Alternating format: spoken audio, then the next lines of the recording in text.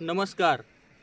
तर पाहणार आहोत आपण आजचा मुद्दा आहे आपला की बाबा महादेवाला अर्ध प्रदक्षिणा का मारतात, महादेवाला पूर्ण प्रदक्षिणा का मारत नाहीत।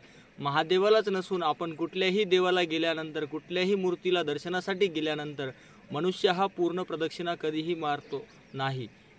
पूर्ण प्रदक्षिणा मारतो प्रत्येक देवतेला, पण महादेवाला अर्ध प्रदक्षिणा मारण्यामागचं कारण काय आहे आणि का अर्धी प्रदक्षिणा मारावी आणि कशामुळे आणि कशासाठी हे सर्व आपण ह्या आजच्या व्हिडिओमध्ये पाहणार आहोत। पण त्या अगोदर आपण सर्वांनी माझ्या चॅनलला लाईक, सबस्क्राईब आणि शेअर करायला कोणी विसरू नका। आपल्या यूट्यूब पेजला, त्याच्यानंतर फेसबुक पेजला आणि इंस्टाग्राम पेजला कोणीही सबस्क्राईब करायला, लाईक करायला विसरू नका।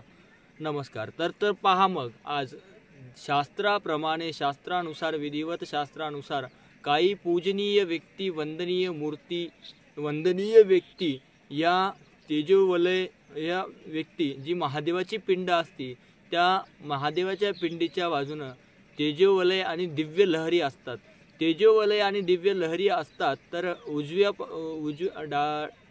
डाव्या कडेपासून जे उजव्या कडेकडे जायचं आणि उजव्या कडेपासून परत येऊन अशा 3, 5 किंवा 7 प्रदक्षिणा या महादेवाला मारायच्या असतात। तर 3 किंवा 5 किंवा 7 प्रदक्षिणा मारायच्या असतात। तर मग त्यानंतर मग 3, 5, 7 मारायच्या। तर मग कसं डाव्या भागापासून जे उजव्या भागापर्यंत जायचं आणि उजव्या भागापासून परत डाव्या भागापर्यंत यायचं। तर महादेवाच्या टोकाला ज्या ठिकाणी पाणी जातं त्या ठिकाणी महादेवाच्या रुद्रगण, पितृगण हे असतात। त्यामुळे त्या ठिकाणी आपण कधीही पूर्ण प्रदक्षिणा महादेवाला करायची नाही। इतरत्र सर्व देवाला चालेल पण महादेवाला चालत नाही। आणि दुसरी गोष्ट म्हणजे महादेवाच्या डोक्यावर एक गंगा असते आणि त्या गंगेचं पाणीही जात असते आणि त्या गंगेचंच पाणी म्हणून आपण ओलांडल्या जाईल म्हणून ते पण ओलांडायचं नसते आणि रुद्रगण, पितृगण यांनाही प्रदक्षिणा करायची नसते। आणि शास्त्राप्रमाणे काही पूजनीय, वंदनीय व्यक्ती पूजनीय मानतात। तर मूर्ती हा मध्यबिंदू, केंद्रबिंदू कल्पून आपण त्या महादेवाच्या जी पिंड आहे त्या पिंडीला पूर्ण प्रदक्षिणा करत असतो। तर पूर्ण प्रदक्षिणा करायची नाही तर अर्ध प्रदक्षिणा करायची आहे।